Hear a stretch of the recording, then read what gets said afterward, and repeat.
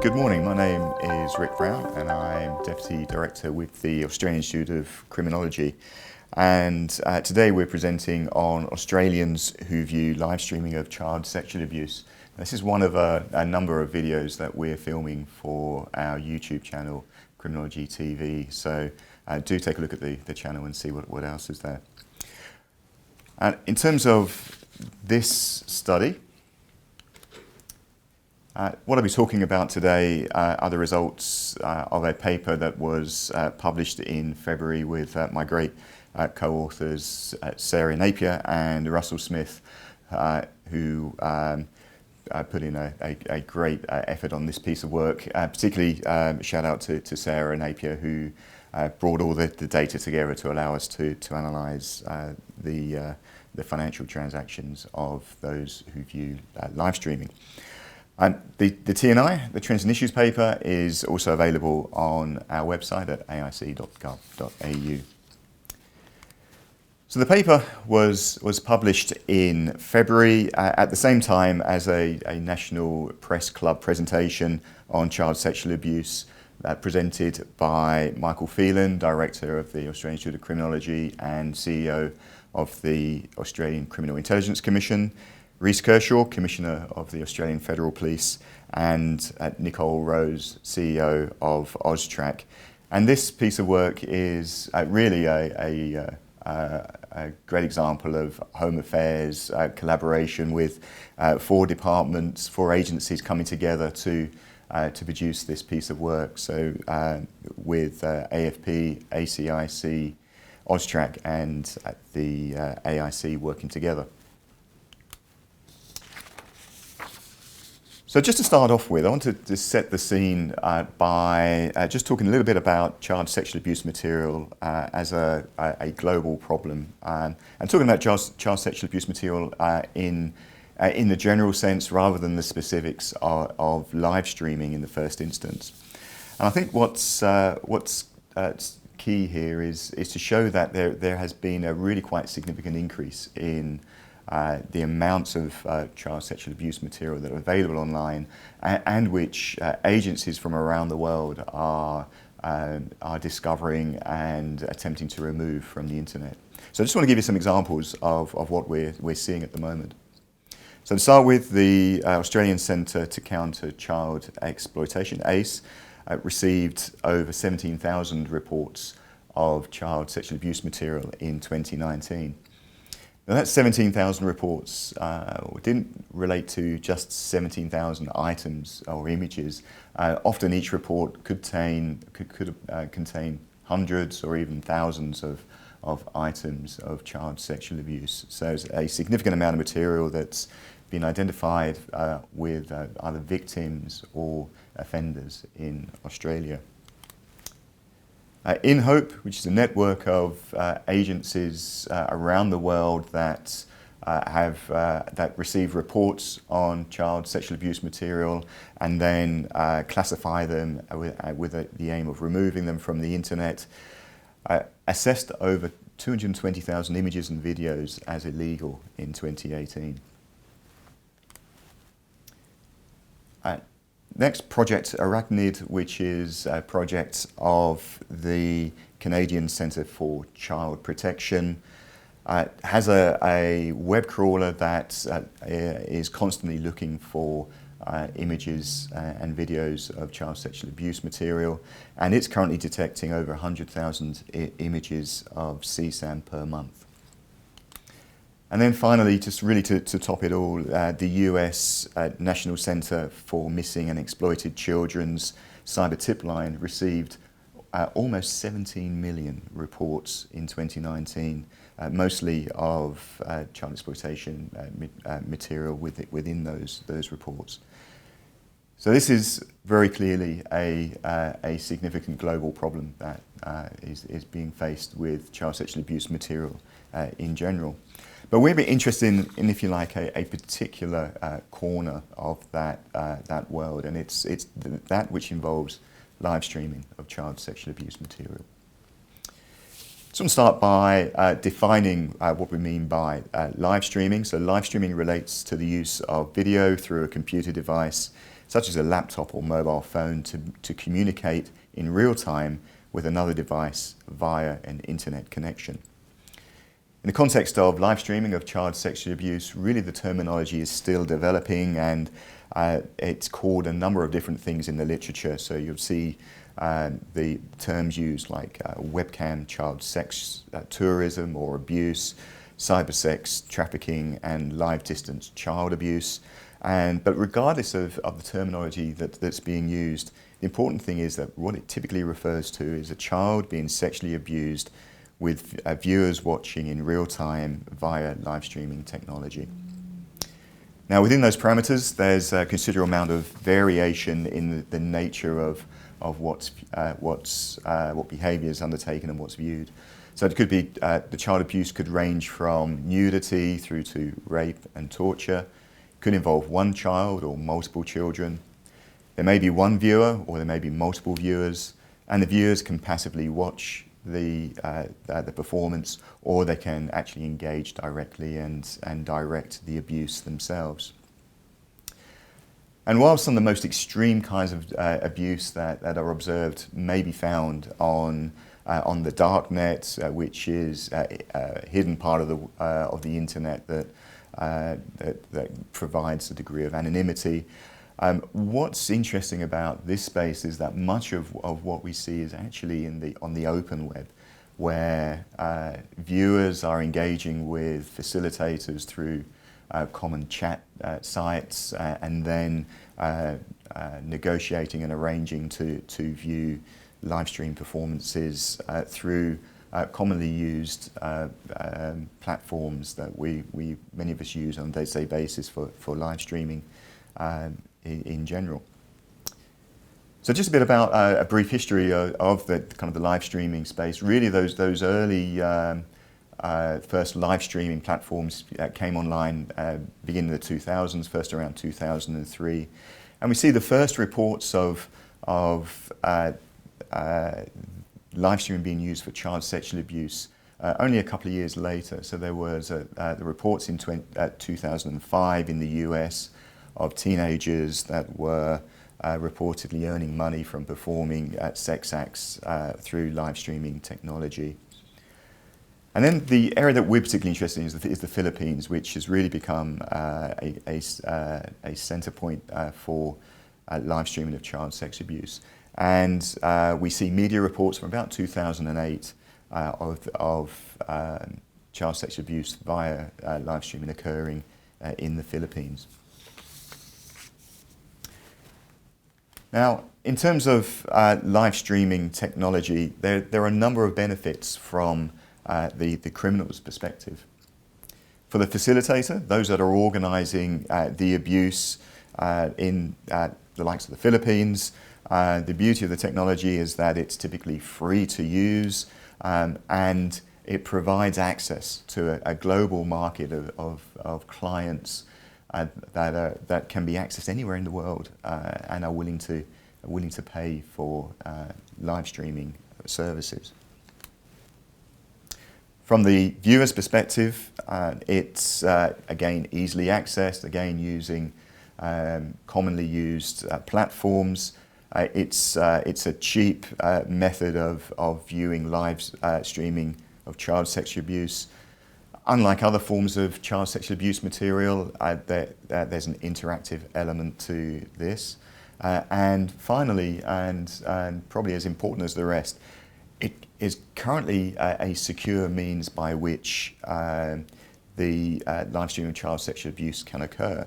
So the technology is encrypted from end to end, which means that anyone else can't see what's being viewed at either end of any particular live streaming session.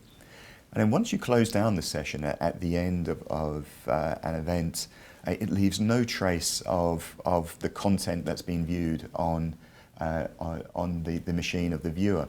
So it's really a form of technology that provides an easy means for the facilitator to conduct business abusing children, and from the viewer's perspective, it really provides a means by which the viewers can watch with impunity, with seemingly low perception of risk of being caught viewing the material. So what do we know about the problem in the Philippines? Well, the answer is we know relatively little about the scale, but we do know that it is a prolific issue, and we hear this from NGOs and the police working in the Philippines. We know that there's a significant demand and a supply from the Philippines, and in the Philippines there's a range of different approaches ranging from organised sex dens through to localised cottage industry involving local facilitators arranging the abuse of children. Now, I just want to give you one example that just gives you an idea of the scale of the demand there is for the abuse of children in the Philippines. Okay, I'm going to introduce you to Sweetie. Now, this is a three-dimensional computer-generated avatar produced by Terre des Hommes and was the subject of a particular research project, an experiment back in 2013. Since then, it's been developed further. But Sweetie represents a 10-year-old Filipino girl, and the avatar could move and was fairly rudimentary, but was a representation of a Filipino child. Now, over the course of 10 weeks in 2013, Sweetie was used by the researchers to access 19 chat rooms to make contact with and talk to people in those chat rooms in a non-sexually explicit way. So there wasn't a sense in which Sweetie was being used to sexually entice people. Sweetie was used in very much a kind of benign way. Now, over the course of those 10 weeks, she was contacted by over 20,000 offenders from 71 countries soliciting live-streamed sexual performances from her. So it just gives an idea of the scale of the global demand that there is out there for abuse of Filipino girls, Filipino children in general. Okay, so why is the Philippines a popular location for live streaming of child sex abuse? Well, there are a number of reasons for this. Firstly, that historically the country's had a good internet connection with good bandwidths and high speeds. It's an English-speaking country, which opens up the English-speaking Western world, so countries that are relatively affluent and able to spend money on live streaming of child sex abuse. It's a relatively poor country, so families may be willing to allow a child to be abused in return for money to pay for the family.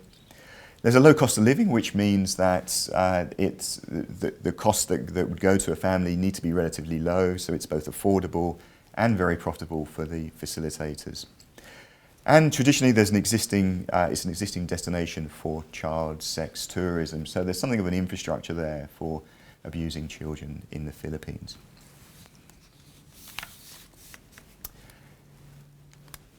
So this study really attempts to unpack, using financial transactions, what we know about Australians in particular who are willing to pay for the live streaming of child sexual abuse in the Philippines. And so that's very much the focus. It's about Australians paying and viewing the live streaming of child sexual abuse in that one country. So that's the basis of our study. We start with the aim of looking at Australians as our focus. And so the AIC project really was about bringing together the data sources that would allow us to explore that as an issue. Now, historically, this was based around an operation that we were able to gain data from, and as I said earlier, very much a collaboration among Home Affairs agencies. So to start with, we have 118 facilitators of live streaming child sex abuse as our starting point. They were individuals that had been identified by Philippines National Police, who had been provided, those details of those 118 were provided to the Australian Federal Police, who subsequently provide those to the financial intelligence agency AUSTRAC, who were able to map the financial transactions of that were coming from Australia that were being received by those 118 facilitators. That identified initially about 300 individuals. When we cleaned the data set, it was clear that there were 256 unique records of individual Australians that were sending money to these 118 facilitators. Those 256 individuals were identified as sending about 9,000 transactions overseas, but about 2,700 transactions to those 118 individuals. And then the third piece of the jigsaw was our ability to provide that data to the Australian Criminal Intelligence Commission, who were able to match the records of the 256 individuals against the National Police record system, which contains details of criminal histories. So we're able to build up a picture of the criminal histories associated with the 256 individuals, which basically provides with a richer picture of the sorts of individuals that were engaging in this kind of activity.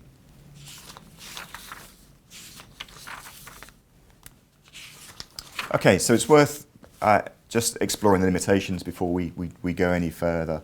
And first and foremost, it's important to state that we can't be certain that the funds were actually going to the facilitators for live streaming. I mean, it's a pretty good, chance that if you're sending money to those individuals that were known to be involved in live streaming of child sex abuse, then that those funds are actually going to fund live streaming of child sex abuse. But we can't be certain that it may have been going for other purposes. One of which may have been, in some cases, conducting or for viewing adult sexual performances, which some of the facilitators facilitated both child and adult performances. And then finally, it's worth noting that we have to be circumspect about the degree to which these results are actually generalizable to a general population. They're results of one particular police operation, and that's worth bearing in mind, especially when we come onto the results, some of which produce findings which we haven't seen elsewhere. So we can't be certain that these aren't just relevant to this particular sample. Okay, so I'm going to take you through some of the findings from the study now. And to start with, I'm going to talk briefly about the demographics that the study threw up. Now, when these individuals made a financial transaction, there's a limited amount of information that's required to provide in that transaction. Date of birth is one of those, so we do have information about age. We have some information about occupation to a limited degree. And from the work from matching against the National Police reference system, we have some idea of criminal histories too. So that makes up what we know in terms of the demographics. So to start with, age. We looked at age both in terms of the average age at which each of the transactions, the 2,700 transactions, were made by those individuals, the age of each of those individuals. And we also looked at the age of onset of offending too. In terms of the average age of all transactions, the average age was 54 years. But there was a significant range from the youngest being 20 through to the oldest being 76. But we had this concentration around that kind of mid to late middle age period. So 67% of transactions were actually were made by 50 to 69-year-olds. And we can narrow that down further and identify that 41% were aged between 50 and 59. Now that's interesting because when you look at the ABS and their statistics on the general population, just 12% of the population are in that 50 to 59 age range. So it's clear that there's an overrepresentation in that age cohort. And in fact, when we look at child sexual abuse material more generally, it tends to be a younger age range in the kind of mid-30s to early 40s tends to be the more common age range on average for child sexual abuse material. So it looks like we've got an older cohort here that are accessing the live streaming of child sexual abuse in the Philippines. Now we also had a look at what we're calling the onset of the abuse by the viewers. So this is the first transaction that each of the 256 individuals made, and actually what we found was that the onset was very close to the average age. So the first transaction was typically made by individuals at the age of 52, compared to an overall average of 54. Now, we're calling it onset, but that's just to recognise that that's within this data set. We can't be certain that these individuals were accessing live streaming to other facilitators at a younger age, but for our data set, it looks like it's 52. The second area of demographics was around occupation, and really that was extremely mixed in terms of the nature of the occupations in the relatively small sample of cases where individuals put that into the records that we had. And it ranged right across occupations, from aged care workers to boiler makers, carpenters, chefs, general managers, right the way through to architects and accountants. So it really was very broad, and no real one occupation or area where you could say this is the sorts of people that were accessing this kind of material. So that's what we got in kind of like the general demographics. But we also got some information that allows us to look at the offence history of the individuals who engaged in child sexual abuse through live streaming in the Philippines. So this table shows the results of the match against the ACIC data. I mean, the key thing to note here is that most of our sample didn't have a history for any kind of child sexual abuse, or indeed any kind of sexual abuse. Overall, 7% of our sample had a previous criminal offence for a sexual offence against a child. In addition, 6% had a sexual offence against an adult, or where it was unspecified. Taken together, because there was overlap between the two, about 10% of our sample had a history of a sexual offence, whether that be against an adult or a child. That's not that dissimilar to what we see in other studies that look at child sexual abuse material in general, in terms of the proportion that have a history in recognised criminal records. Beyond that, there was a proportion that also hadn't had a criminal record for other sorts of offences. So about 45% of our sample had a record for other offences. But it's also important to recognise that over half, so 55% of those individuals from Australia that are viewing live streaming of child sexual abuse in the Philippines have no offence history at all. So these are people that the criminal justice agencies, our law enforcement agencies, just aren't aware of offending. So actually, these kinds of records, these financial records, are another way of unearthing individuals that are engaged in illegal activity too. Okay, next I just want to come on to talk more about the profile of the financial transactions of the 256 individuals. So this is really now focusing on what we can learn from the 2,714 financial transactions made by these individuals for live streaming abuse in the Philippines. So I'm going to start by just showing a graph which is of the cumulative frequency of transactions per CSA live stream purchaser.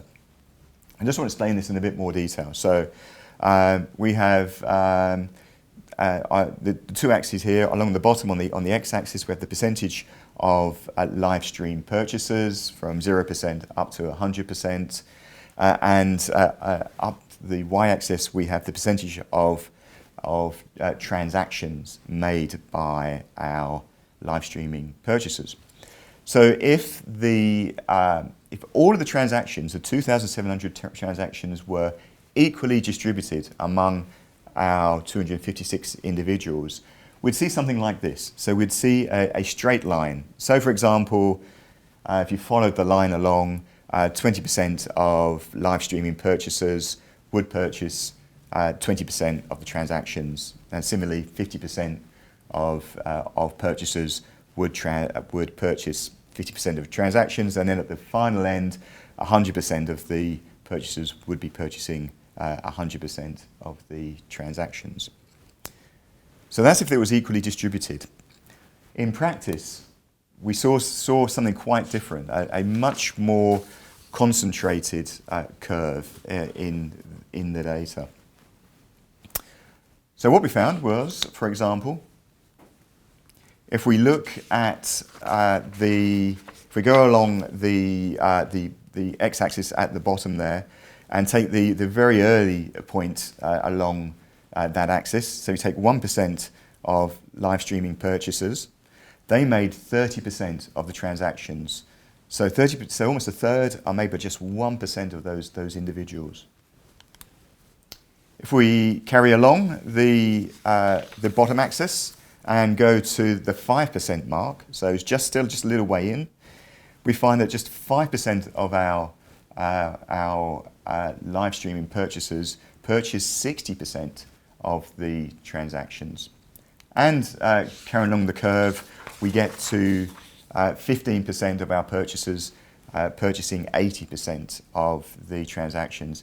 This is really important, especially from a law enforcement perspective, because it means that although we have 256 individuals that are in Australia viewing the live streaming performances, actually it's only a very small proportion of those that are responsible for most of that live streaming viewing that's going on in this sample. And just to, I guess, draw out that point, if we go to the other end of the curve, go to the point which is at the 75% mark along the x-axis, so the purchases of live streaming performances, what we find is that final 25% is actually responsible for just 3% of the transactions that are made. And interestingly, actually 48% of the live streaming purchasers only purchased live streaming of child sexual abuse through these facilitators on one occasion. Now, we're not sure why that's the case. It could be that those individuals were in fact being scammed, and there was actually no live streaming of child abuse being offered at the end of the day. It was just individuals that were looking to scam them out of their funding, their funds. But bearing in mind, this is going to individuals that we know are actually receiving funds to fund child abuse through live streaming. That's probably less likely. And it may be that these are individuals that are on the edge of engaging and testing out what's there. The other reason could be that these individuals view it once through these facilitators and move on to other facilitators to view the live streaming of child abuse elsewhere with other facilitators. So we're not sure why, but there's a range of reasons that I think we need to unpack further through further analysis. Now, one of the interesting findings when we looked at the criminal histories of the individuals and their transaction histories, we found that those with a history of sex offending made more transactions. So those that were sex offenders were really engaged more in the live streaming of child sex abuse from the viewing perspective. So 69% of those with a history of a sex offence made more than one transaction, and that compared with 62% of those with a history of another kind of offending that wasn't a sex offence who made more than one transaction. And at the other end of the scale, 43% of those with no criminal history actually made more than one transaction. So it seems like the offending history is actually important in explaining whether individuals engage more in this kind of behaviour. Also just want to take a look at the value of the transactions as well, because this is actually really important for understanding the harm that's being caused through this kind of activity.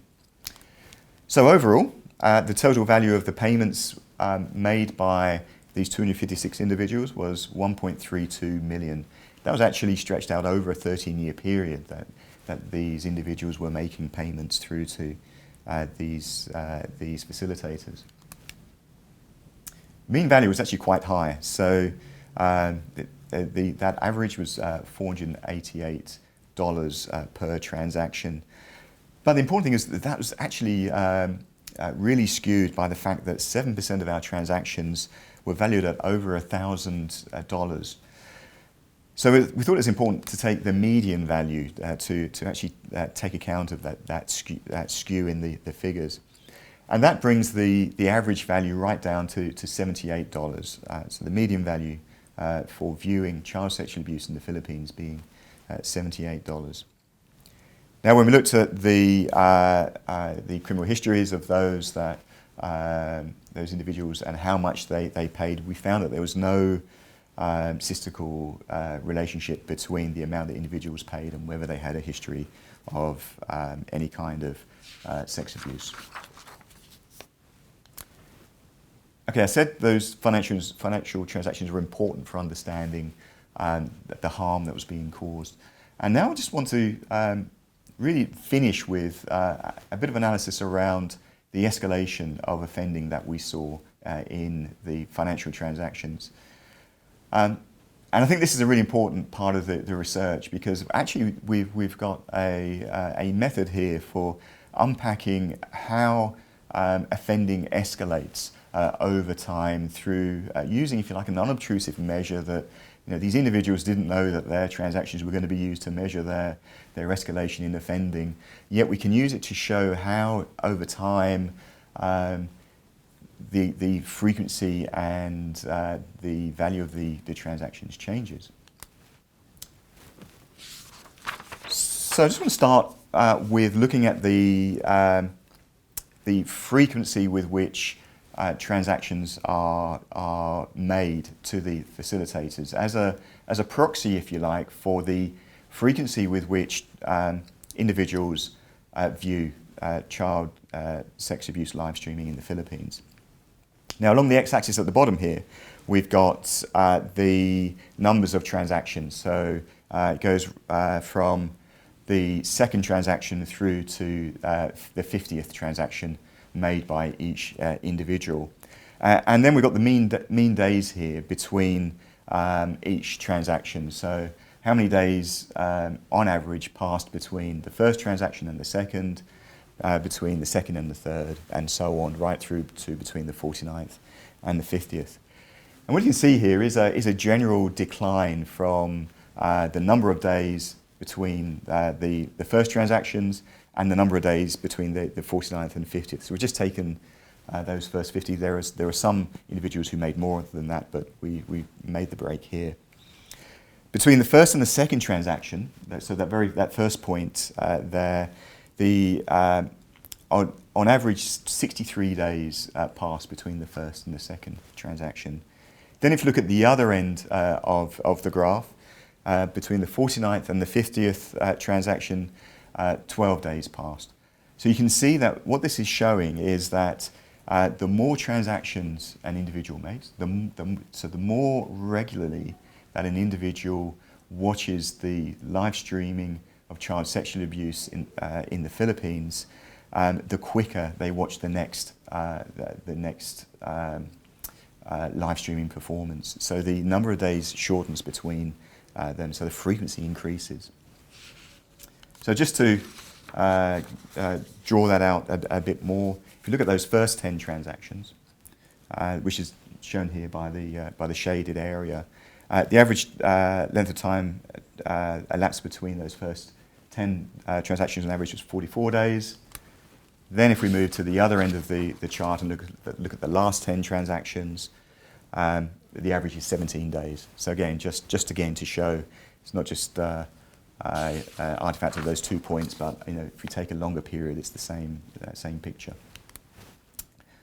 So I want to look at a second method for looking at escalation, and that's looking at the value of the transactions for a live streaming performance. And when we looked at this, we viewed the amount paid, if you like, as a measure of the harm that was being caused here. So the argument being that from an economic perspective, the more that someone's willing to pay probably indicates an increase in the harm that's being caused. So greater payments relate to greater harm or more being asked of the performances in terms of the abuse that's expected. So again, what we see here is, if you like, the inverse as the median, as the number of transactions continues again from 1 to 50 along the bottom. Here we see actually a steady increase in the median value that an individual is willing to pay for the abuse through live streaming. So if we take the first 10 transactions on average, individuals are willing to pay $60 for transactions 1 through to 10.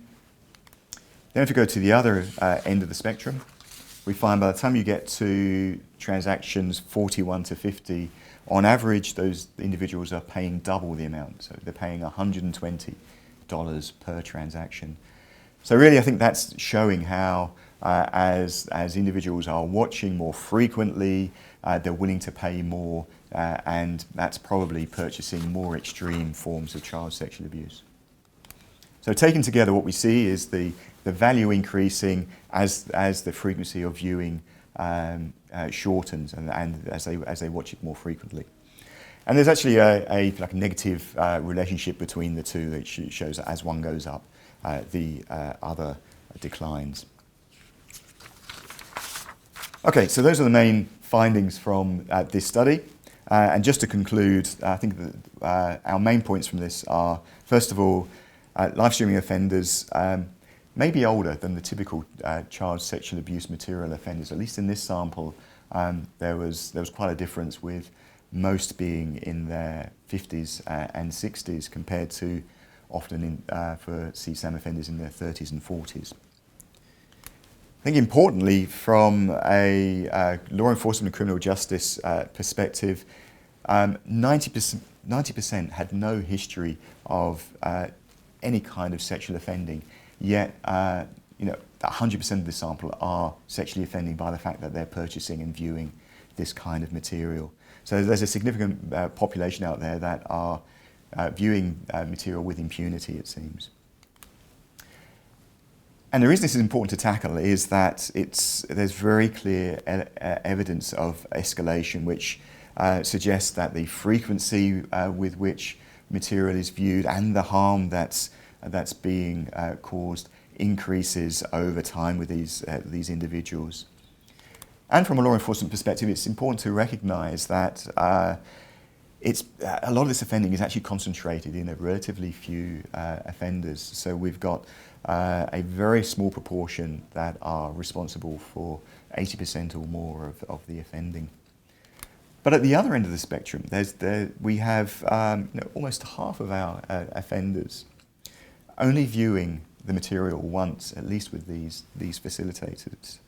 And that may actually offer up opportunities for prevention. If it was possible to identify and stop these individuals from viewing that first time, then there may be opportunities in preventing that demand for the abuse of children through live streaming in the Philippines. Okay, that's the end of the presentation, and from an AIC perspective, we'll be looking to do more work around live streaming of child sex abuse. We have a program of work that is beginning to deliver more research that over the coming months will become available on the AIC website at aic.gov.au. Thank you.